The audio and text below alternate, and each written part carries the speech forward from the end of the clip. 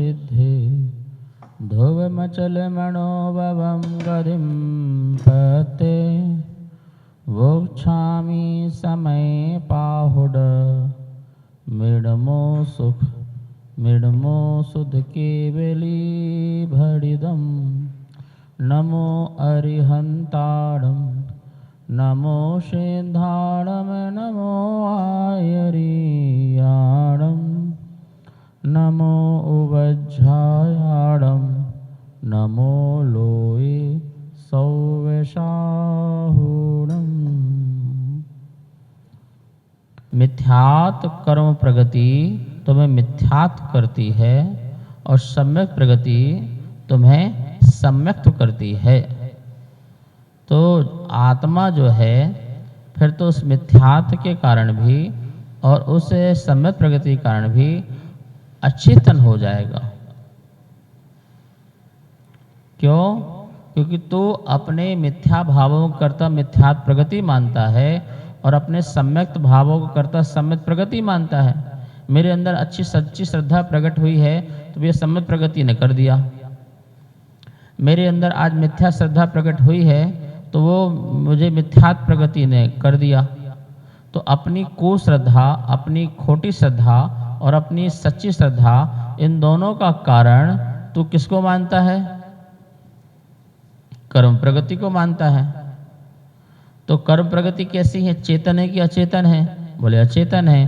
तो अचेतन ने तुझे परिणमाया तो तुझे भी अचेतन ही बना दिया, तुझे ही अचेतन बना दिया, जबकि ऐसा होता नहीं है। कोई तुझे अपने रूप नहीं परिणमा सकता है। दूध में मीठा डाला तो दूध क्या हुआ? खट्टा हुआ कि मीठा हुआ? बोलो, दूध क्या हुआ? खट्टा कि मीठा? मीठा हो गया। अब आपसे पूछें कि दूध मीठा हुआ कि मीठा मीठा में ही है, दूध दूध में ही है? क्या मीठा ने दूध को मीठा बनाया कि दूध अभी भी दूध रूप में ही है?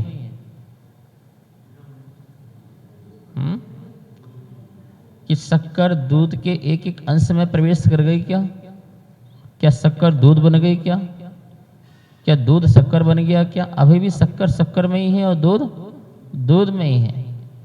पर शक्कर के कारण कहा गया कि दूध मीठा है, लेकिन अभी भी मिठास मीठे में ही है, शक्कर में ही है, दूध में नहीं है। पर जब तुम दूध पीते हो तो कहते कितना स्वादिष्ट दूध है, कितना मीठा दूध है, ठीक है ना? तो तुमको मिला के एक करने की आदत है। जैसे मीठा दूध में जाने के बाद भी मीठा दूध नहीं हो जाता है, दूध तो दूध ही रहता है, ऐसी कर्म प्रगति भी मेरे में उत्पन्न होती है, मतलब कि मेरे में निमित्त बनती है भावों के लिए, लेकिन कर्म प्रगति मुझे अचेतन नहीं कर सकती और ना ही मेरे परिणामों को वह सुधार सकती है और बिगाड़ सकती है। जैसे मीठा निमित्त था दूध को मीठा करने में, लेकिन दूध को मीठा नहीं किया उसने, लेकिन उसके निमित्त से और मीठा लगने लगा। ऐसे मिथ्यात् कर्म की प्रगति के निमित्त से मेरे में मिथ्या भाव होने लगे, सम्यक प्रगति के निमित्त से मेरे में सम्यक भाव होने लगे, लेकिन मिथ्यात् कर्म प्रगति और सम्यक प्रगति ने मुझे मिथ्या और सम्यक नहीं किया। मैंने अपने ही स्वयं के परिणाम में ऐसा भाव लाया। और दूध स्वयं ही अपने परिणमन में कार्य कर रहा है। यदि वो शक्कर के निमित्त से भी मीठा कहलाया तो उसने भी अपने में कुछ परिणमन किया तो कहलाया। अच्छा एक काम करो, शक्कर को नमक में डाल दो, अब क्या शक्कर मीठी हो जाएगी? नमक मीठा हो जाएगा? बोलो। दूध में डाला तो मीठा हो गया, अब नमक में डाला तो क्या हुआ? मीठा हो गया नमक। अब क्यों नहीं हो रहा नमक?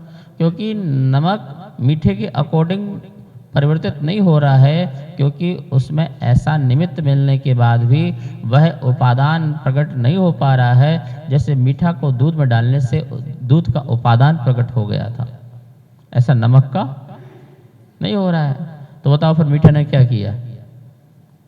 दूध को मीठा करता है, तो फिर नमक को भी मीठा करना चाहिए यदि उसमें ऐसी शक्ति है तो।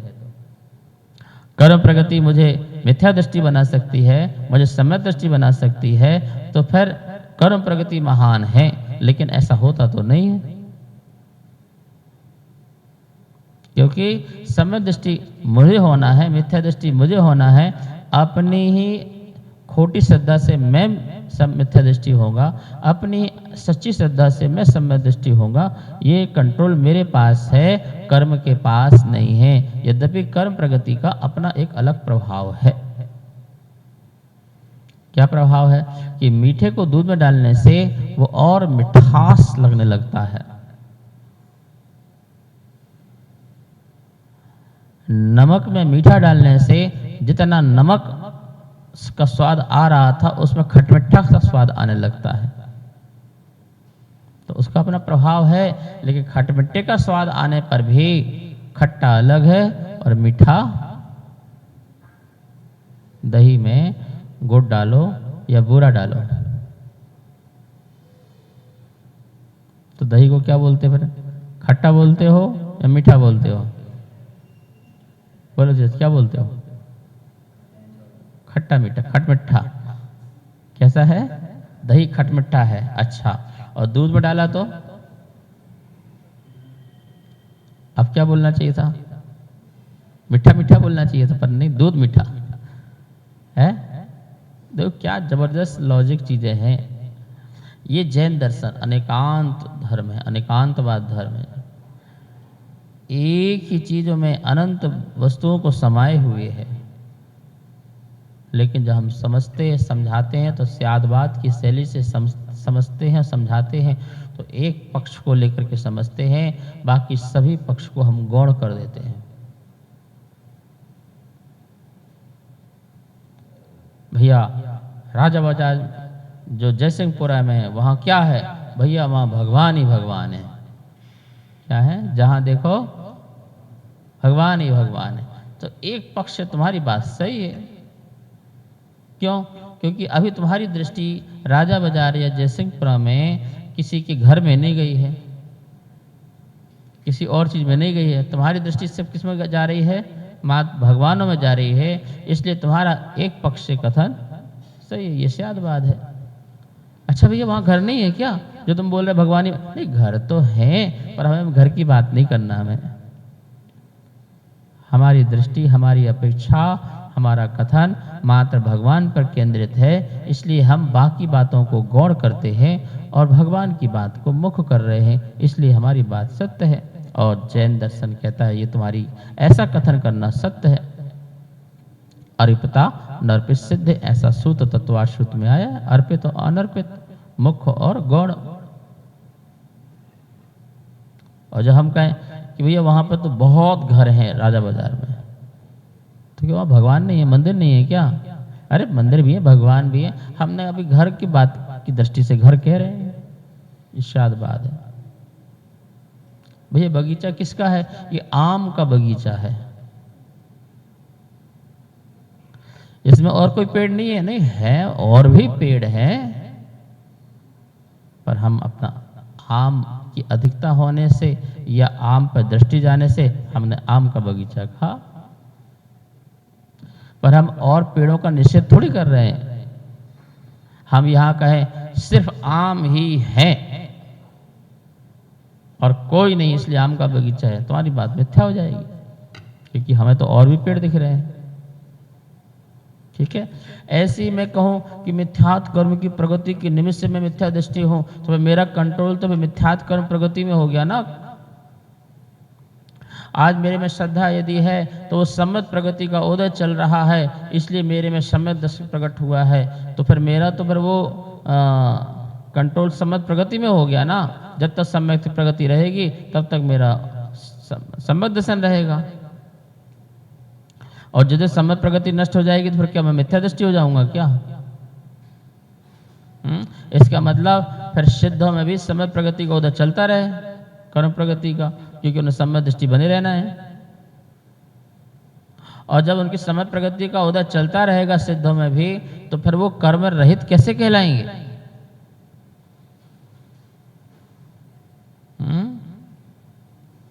तो ये एक पक्ष है, और एक पक्ष से इस बात को हम स्वीकार करते हैं कि मिथ्यात्व का कर्म प्रगति का प्रभाव से जीव में विपरीत श्रद्धा प्रकट होने लगती है, और समय प्रगति के भाव से जीव में श्रद्धा प्रकट होने लगता है।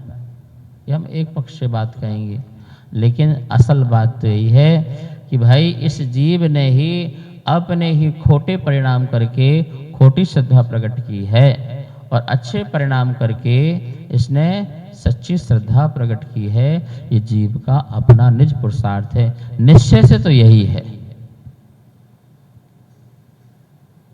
यथार्थ तो यही है। व्यवहार से जो दिखता है वो बिकता है। क्या बोलते हो? जो दिखता है वो बिकता है, तो आरोप व्यवहार में आता है, पर जो दिख रहा है वो भी सही है ऐसा जरूरी नहीं।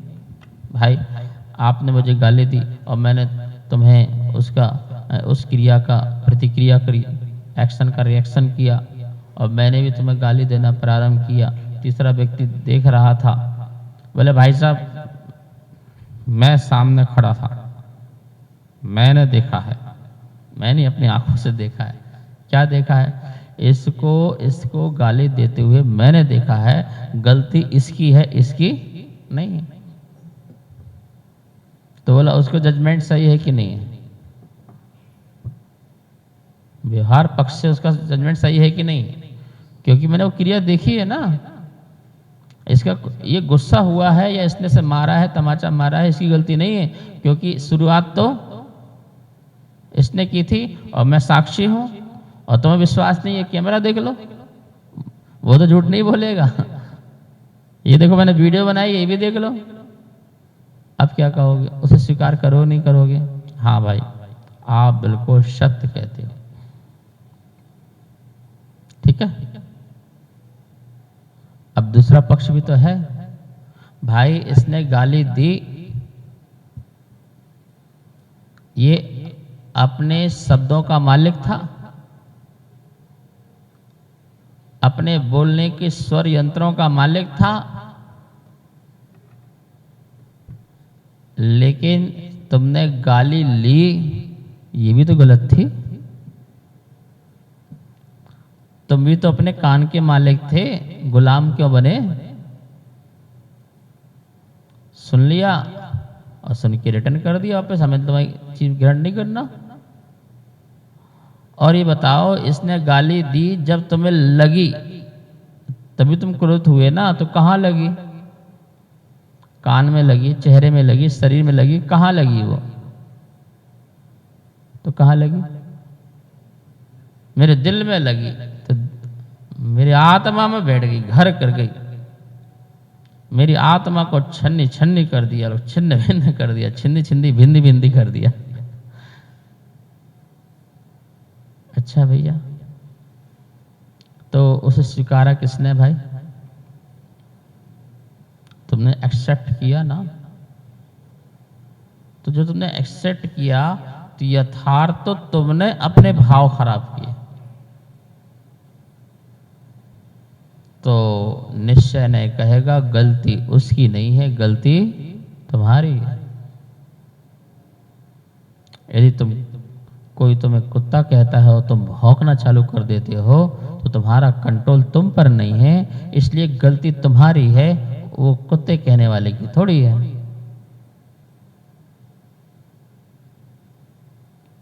हाथी निकल रहा है और कुत्ते भौंक रहे हैं, तो हाथी की गलती थोड़ी है, वो कुत्ते भौंक रहे हैं, ठीक है। हाँ, कुत्तों में हाथी ध्यान दे तो हाथी की गलती है ना। अपना रास्ता नापना चाहिए था उसको, लेकिन वो कुत्तों को भगाने में लग जाए, खड़ा हो जाए, पीछे जाए, आगे जाए, भगा ले। तो बोलो परेशान कौन हुए, कुत्ता कि हाथी? अरे कुत्ते काम तो भौंक रहे, वो तो भौंक ही रहा है। लेकिन हाथी का काम था मस्ती से चलना, दुनिया की क्या परवाह करना, अपना रास्ता और अपनी मस्ती। चलना चाहिए था ना, पर रुक के गलती किसने की है? उस पर ध्यान दे की गलती किसने की? और अपना रास्ता रोक करके फिर उसको भगाने में लग गया तो गलती किसने की? तो निश्चय से गलती तो तूने की ना, नहीं तो कहां से कहां पहुंच गया होता। और भले प्राणी ये भी तो सोचना कि कोई नकली हाथी में थोड़ी भौंकता है,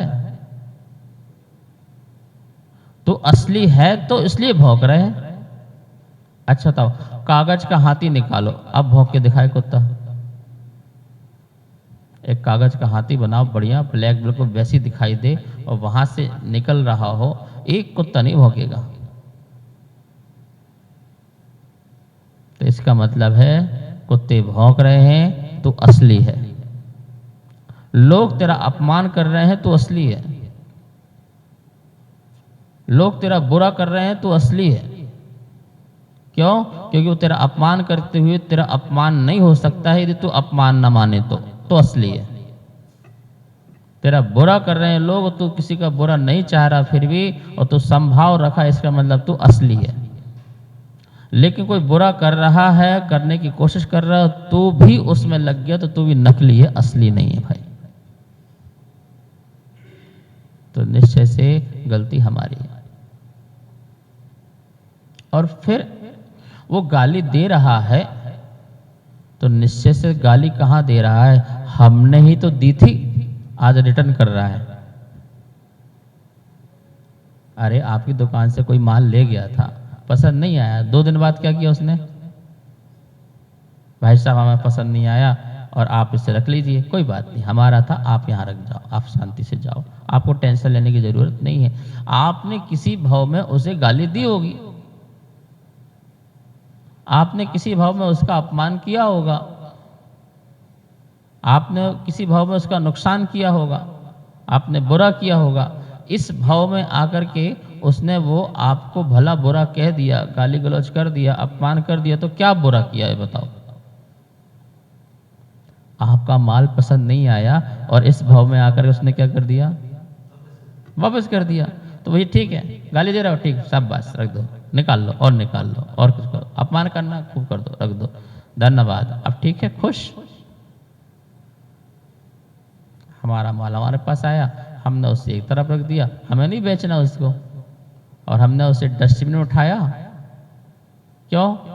क्योंकि वो हमारे लायक नहीं है, हमारे शोरूम में रखने लायक। तुम ले गए थे, तुम्हें पसंद नहीं आया, अब हम वो आउट ऑफ डेट हो गया है। क्या हो गया?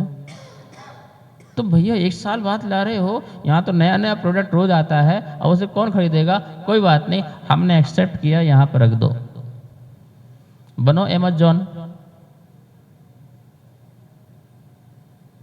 भाई आप मंगाते हो, पसंद नहीं करते हो तो वो वापस भी तो ले लेता है ना, कि भैया 7 दिन की, 8 दिन की, 15 दिन तक आप कभी भी हमारा माल वापस कर सकते हो।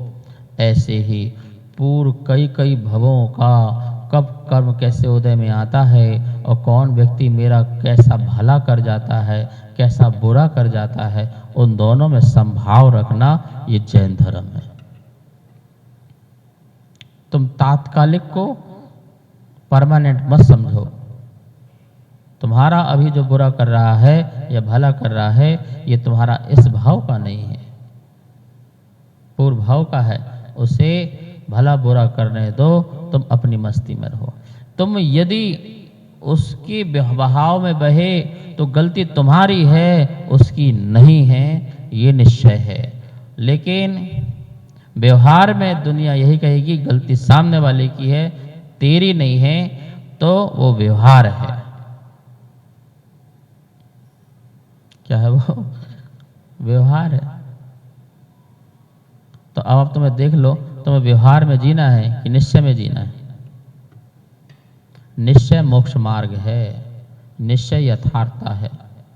व्यवहार टेम्परेरी है। बुखार हुआ तो ऊपर से गीली पट्टियां लगाना माथे पर, ये टेम्परेरी उपचार है।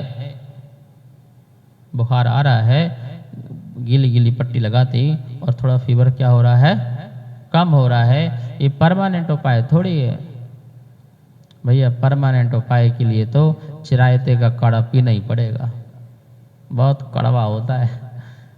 लेकिन हड्डी के अंदर भी जो गर्माहट है, बुखार है, उसको भी जड़ से नष्ट करेगा। ठीक है, अभी थोड़ी सी ताप दूर हुई है कपड़े, गीले कपड़े से, पर वो अंदर से दूर नहीं किया है। ठीक है, व्यवहार ने थोड़ी शांति दी है मंदिर में आकर के, ला करके पूजा पाठ से, थोड़ा व्रत नियम से, लेकिन परमानेंट शांति नहीं दी है। परमानेंट शांति जब तुम मंदिर नहीं आओ, स्वयं को मंदिर बना लोगे तो परमानेंट शांति मिलेगी। लेकिन जब तक मंदिर नहीं बना रहे हो तो मंदिर तो जाओ, लेकिन जब जिस दिन तुम स्वयं मुनि बन करके अपने को मंदिर बना लोगे तो मुनिराज को जंगल में क्या मंदिर की जरूरत है?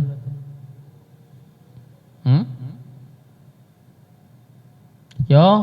क्योंकि अब उन्होंने तो अपने मन को ही क्या बना लिया है, मंदिर। अब उनके लिए मरघट भी मंदिर है। वो जहां बैठे हैं वहां मंदिर है। लेकिन जब तक नहीं बनाया था तब तक मंदिर आते थे, तब तक इसकी कीमत थी, तब तक इसका सहारा था, व्यवहार का सहारा था। लेकिन व्यवहार का सहारा तभी तक है जब तक हम निश्चय में नहीं गए। नाव का सहारा तभी तक है जब तक हम नाव उतर करके मंजिल की ओर नहीं बढ़े। नाव से उतरे, कौन नाव का ध्यान रखता है? क्यों? सुई की कीमत कब तक है?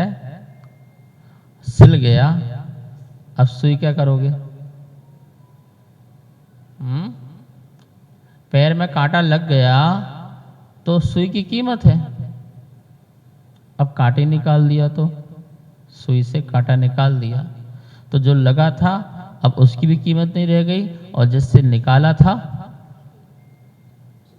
अच्छा बताओ, अपने टिकट को कब तक संभाल के रखते हो? बोलो। है 1000 की, 2000 की, कोई 5000 की, 10,000 की टिकट रखता है और बड़े संभाल के रखता है, भाई कुछ भी हो जाए, मुझे कुछ हो जाए, पर ये टिकट संभाल के रखना है। जैसे ही प्लेन से उतरते हो या ट्रेन से या गाड़ी से उतरते हो और टिकट वहां दिखाई और आप बाहर आ गए, अब बताओ उसकी वैल्यू तुम्हारे बैग में, तुम्हारे पर्स में कितनी है? बोलो। क्या है? सिर्फ एक कागज है, और उसकी कोई तुम्हारे मन में से बिल्कुल उतर गई, फाड़ के ऐसे टुकड़े टुकड़े करके ऐसे फाड़ो, है कोई तुम्हें वो नहीं आएगा। लेकिन जब तक सफर कर रहे थे तो भैया फट ना जाए, गीली ना हो जाए, खराब ना हो जाए, मुड़ ना जाए, गिर ना जाए, कितना संभाला था तुमने।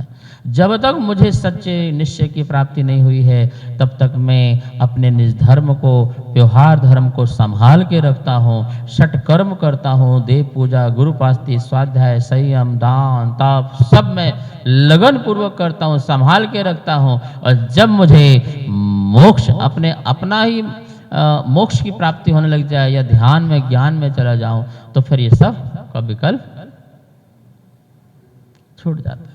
तो सुख की चिंता करो, कोई दिक्कत नहीं है, पर सुख को सदा रखना है, ये भी ध्यान में मत रखो, ये भी छोड़ना है। मंदिर में इसलिए आ रहा हूं कि मेरा परमानेंट मंदिर छूट जाए और सिद्धालय में विराजमान हो जाऊं। ठीक है, लेकिन अशुभ को तो छोड़ना ही है, अशुभ की चिंता तो करना ही नहीं है। ये बात यहाँ कह रहे हैं, ये कितनी सुंदर बात यहाँ पर कह रहे हैं कि भैया कर्म प्रगति के निमित्त से यदि मैं मिथ्या दृष्टि होता हूँ या कर्म प्रगति के निमित्त से मैं सम्यक दृष्टि होता हूँ, तो ये दोनों कर्म प्रगति तो अचेतन है। तो अचेतन में इतनी ताकत कि मुझ चेतन को भी परिवर्तित कर दे तो फिर मैं चेतन किस काम का, फिर तो मैं भी अचेतन ही हो गया ना। निरमा पाउडर बर्तन को साफ कर रहा है तो बर्तन भी अचेतन और निरमा भी अचेतन, तो अचेतन ने अचेतन को साफ कर दिया। लेकिन एक अचेतन कर्म मेरी चेतना को गंदी करे, मेरी चेतना को अच्छी करे, तो बताओ ताकत किस में ज्यादा है? फिर तो उसमें हुआ ना। तो फिर वो मुझे चेतन को अचेतन भी कर दे, क्योंकि जो जिसके पास जिसकी ताकत है वो अपने में प्रणमा लेता है। जैसे गुड़ में धूल लग गया तो हमेशा ये बोलेंगे गुड़ में धूल लगा, कोई थोड़ी कहता धूल में गुड़ लगा। क्यों? क्योंकि गुड़ ज्यादा है और धूल कम है। तो पावरफुल वाला जो चीज होता है वो कम पावर को अपने में। आज काई की दाल बनाई खाने में? बोले तुअर की दाल बनाई है। तो भाई तुअर की दाल की मात्रा ज़्यादा है इसलिए तुमने तुअर की दाल बोला, उसमें तो तेल भी है, घी भी है, मसाले भी है, उसकी कोई बात नहीं कर रहा, दाल की बात चल रही है। ऐसे ही फिर कर्म की बात, कर्म ने मुझे अचेतन बना दिया, कर्म मुझे सब कुछ कर दिया, फिर मेरी पावर कहाँ गई? तो ये सब बातों को समझते हुए, जानते हुए हमें सिद्धांत को समझना है। आज इतना ही, कल शेष। जावाणी के ज्ञान से सूझे लोकालो, शोभाणी मस्तक धरो सदा देत हों धो। हे जनवाणी भारती तो हे जपो दिंडे, जो तेरी शरणा धरे सो पावे सुख चैन। सबको बहुत मंगल आशीर्वाद।